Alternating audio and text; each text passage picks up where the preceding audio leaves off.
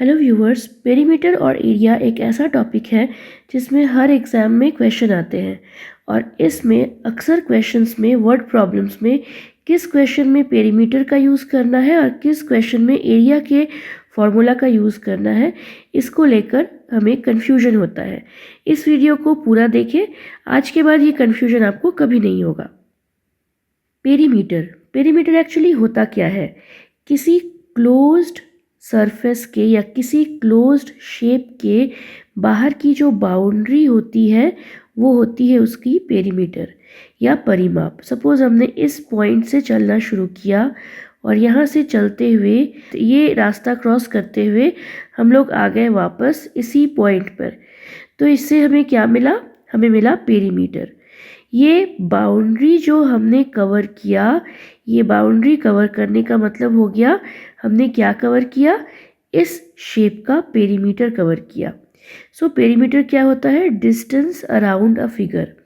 ये एक rectangular figure है, इसके चारों तरफ का जो डिस्टेंस है उसको कवर जो हम लोग करते हैं ये उसका पेरीमीटर बन जाता है। जैसे ये एक ट्रायंगुलर शेप है, इस पॉइंट से अगर हम लोगों ने चलना शुरू किया और ये रास्ता होते हुए वापस यहाँ तक पहुँचे, जो हमने रास्ता कवर किया वो हो गया उसका पेरीमीटर।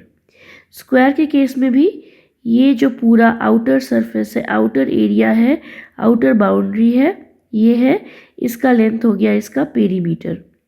पेंटागन के केस में भी वही बात है, इनिशियल पॉइंट से चलना शुरू करेंगे और चलते हुए वापस उसी पॉइंट में पहुंच जाएंगे तो कवर कर लेंगे उस क्लोज्ड फिगर का पेरीमीटर। रियल लाइफ में पेरीमीटर का यूज़ कहाँ कहाँ होता है? पेरीमीटर यानी किसी शेप के बाहर का टोटल लेंथ। सपोज हमें किसी गार्डन के चारों ओर फेंसिंग करानी है या फिर एक फ़ोटो के चारों ओर फ़ोटो फ्रेम लगवाना है या एक ट्रैक के अराउंड जो डिस्टेंस है उस डिस्टेंस को मेज़र करना है या फिर एक टेबल क्लॉथ है, उस टेबल क्लॉथ के चारों ओर लेस लगाना है। इन सब के लिए हमने किसका यूज़ किया? पेरीमीटर का यूज़ किया। जब हमें किसी चीज़ के अराउंड लेंथ चाहिए होती है तो हम पेरीमीटर यूज़ करते हैं। तो पेरीमीटर यानी क्या हो गया? बाउंड्री या आउटसाइड वाला टोटल सरफेस, या बाउंड्री या आउटसाइड वाला टोटल ट्रैक क्या हो गया? इसका पेरीमीटर। पेरीमीटर जो है वो सिर्फ बाहर की लाइन होती है, इसीलिए ये एक लीनियर यूनिट है।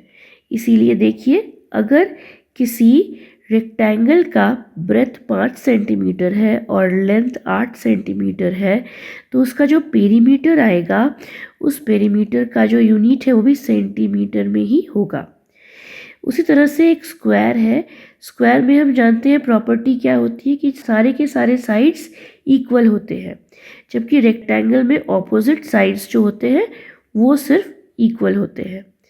तो यानी अगर ये ब्रेथ 5 सेंटीमीटर है तो ये भी 5 सेंटीमीटर होगा, ये अगर 8 सेंटीमीटर है तो ये भी 8 सेंटीमीटर ही होगा। जबकि स्क्वायर के केस में ये चारों के चारों साइड्स का लेंथ बराबर होता है 6 सेंटीमीटर। अब इसमें अगर आपको कोई फॉर्मूला नहीं पता, चारों साइड्स के लेंथ को ऐड कर दीजिएगा तो आपको क्या मिल जाएगा? रेक्टेंगल का पेरीमीटर। चारों साइड्स यानी क्या हो गया? Breadth plus breadth, length plus length, यानी हो गया 2 इंटू लेंथ प्लस ब्रेथ। अगर ब्रेथ 5 सेंटीमीटर है, लेंथ 8 सेंटीमीटर है, 2 into 8 plus 5 means 2 into 13 equal to 26 centimetre. Square के केस में क्या हो गया?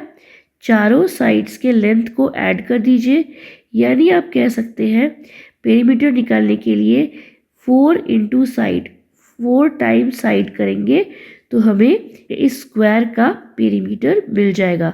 4 6 24। सो हमने ये क्या याद रखा? पेरीमीटर सिर्फ बाहर की लाइन होती है। अब देखते हैं पेरीमीटर के रिलेटेड कुछ क्वेश्चंस। पेरीमीटर शेप के सभी साइड्स की टोटल लेंथ होती है। जो भी शेप दिया होता है उसके सभी साइड्स का टोटल लेंथ होता है उसका पेरीमीटर। जैसे एक ट्रायंगल है तो 4 centimetre plus 5 centimetre plus 6 centimetre करेंगे तो मिलेगा कितना? 15 सेंटीमीटर। और ये 15 सेंटीमीटर इस ट्रायंगल का परिमाप या पेरीमीटर हो गया। इस रेक्टेंगल का लेंथ और ब्रेथ दिया हुआ है 10 सेंटीमीटर और 3 सेंटीमीटर। तो इसका अभी अभी हमने फॉर्मूला पढ़ा 2 into length plus breadth means 2 into 10 plus 3 which is equal to 26। उसी तरह से अगर एक स्क्वायर है जिसके सभी साइड्स का लेंथ 7 सेंटीमीटर है तो पेरीमीटर हो जाएगा 4 times 7, 4 times length of the side of the square, that is 4 7 ज़ा 28। तो यहाँ तक हमने क्या सीखा? एरिया से अलग होता है ये पेरीमीटर, इतना तो हमें समझ में आ गया। पेरीमीटर में जो यूनिट्स हैं वो लीनियर होते हैं और पेरीमीटर बाहर की बाउंड्री होती है। ये हमने क्विक रिकैप कर लिया पेरीमीटर के बारे में, क्योंकि अब हम लोग पढ़ने वाले हैं एरिया के बारे में। अब देखते हैं कि एरिया क्या होता है। एरिया किसी क्लोज्ड शेप के अंदर की जगह या सरफेस होती है। ये एक क्लोज्ड शेप है। इस क्लोज्ड शेप के अंदर वाला हिस्सा इसका एरिया है। सिर्फ अंदर की जगह यानी सरफेस ही एरिया होती है। यानी ये जो पोर्शन है ये हो गया इस शेप का एरिया। एरिया हो गया स्पेस इनसाइड अ फिगर। इसका यूनिट क्या हो जाएगा? Centimetre square, metre square, kilometre square, like this. तो एरिया को स्क्वायर यूनिट में लिखते हैं हम लोग। स्क्वायर में क्या होता है? इस स्क्वायर के अंदर का हिस्सा हो गया इसका एरिया। इस रेक्टेंगल के अंदर का हिस्सा हो गया इसका एरिया। इस सर्कल के अंदर का हिस्सा हो गया इसका एरिया। तो याद रखने की बात यह है कि एरिया हमेशा शेप के अंदर होता है, बाहर नहीं। तो ये जो अंदर का पोर्शन है ये कहलाएगा हमारा एरिया। तो एरिया का रियल लाइफ में यूज़ क्या है? अगर हमें फ्लोर की टाइलिंग करनी है, या हमें वॉल की पेंटिंग करनी है, या हमें कारपेंटिंग करनी है रूम में, या फिर हमें कवर करना है एक फील्ड को ग्रास से या घास से, तो हम लोग किसका यूज़ करते हैं? एरिया का यूज़ करते हैं, क्योंकि ये हमने अंदर का टोटल एरिया को कवर करना होता है। जब ऐसे केस वाले क्वेश्चन होंगे तो हम लोग किसका यूज़ करेंगे? एरिया का। तो जब हमें किसी चीज़ की इनसाइड सरफेस या कवर चाहिए होती है तो हम लोग एरिया का यूज़ करते हैं। तो एरिया हो गया इनसाइड और पेरीमीटर हो गया आउटसाइड। एरिया हो गया सरफेस और पेरीमीटर हो गया बाउंड्री। तो ये हो गया एरिया और पेरीमीटर का बेसिक डिफरेंस। अब चलते हैं आगे। हमारे पास 3 डायग्राम्स है या 3 शेप्स हैं। पहला है रेक्टेंगल, दूसरा है स्क्वायर और तीसरा है ट्राइएंगल। एरिया क्या हो जाएगा रेक्टेंगल का? Length into breadth, 7 into 4।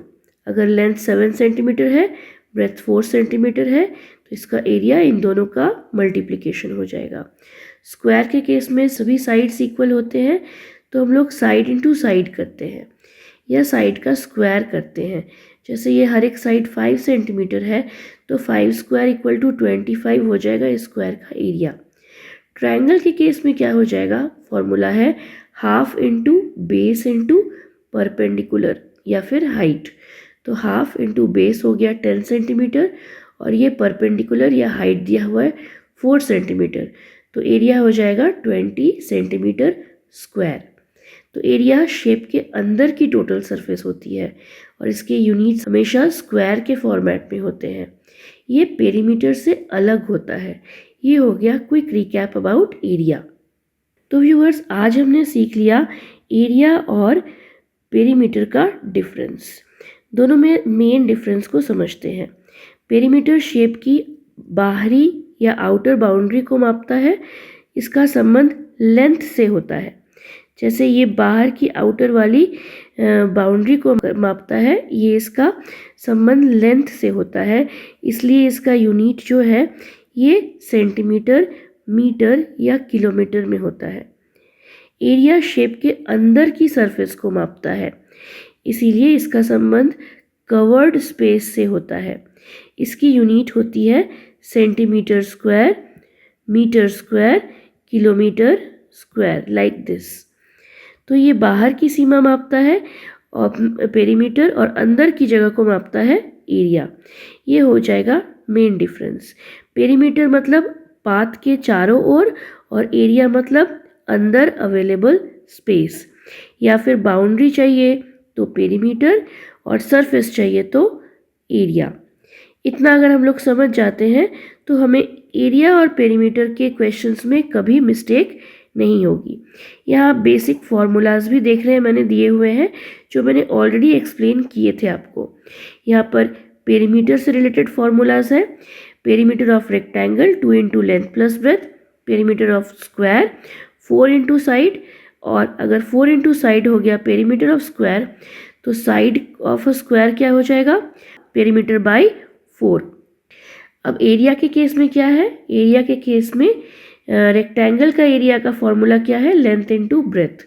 Length निकालनी हो तो एरिया में से ब्रेथ को डिवाइड करो, ब्रेथ निकालनी है एरिया में से लेंथ को डिवाइड करें। एरिया ऑफ अ स्क्वायर क्या हो जाएगा, side into side. Area of triangle क्या हो जाएगा, half into area of rectangle. जो एरिया ऑफ रेक्टेंगल निकला उसका हाफ कर देंगे तो क्या निकल जाएगा, एरिया ऑफ ट्रायंगल। इसका यूनिट्स भी आप देख रहे हैं किस फॉर्मेट में होता है, दिया हुआ है। तो यहाँ तक हमने अच्छी तरह समझ लिया। इसमें मेन मिस्टेक होती है क्वेश्चन को पहचानने में, बाउंड्री और सरफेस। बाउंड्री और सरफेस, अगर ये दोनों वर्ड्स आप समझ जाते हैं, ये दोनों कीवर्ड्स आप क्वेश्चन में क्रैक कर लेते हैं, तो पेरीमीटर और एरिया कब किसको यूज़ करना है समझना आपके लिए आसान हो जाएगा। सेम गलती हम लोग इसमें भी करते हैं कि यूनिट्स लिखते वक्त हम लोग इसमें सेंटीमीटर स्क्वायर लिख देते हैं, तो वो ध्यान रखने की बात है कि सेंटीमीटर हो जाएगा पेरीमीटर के केस में और सेंटीमीटर स्क्वायर हो जाएगा एरिया के केस में। अगर ये वीडियो आपको पसंद आई है तो इसे लाइक और शेयर कीजिए, और ऐसे ही आसान मैथमेटिक्स के वीडियोस के लिए हमारे चैनल को सब्सक्राइब कीजिए, और मिलते हैं अगली क्लास में। Thank you.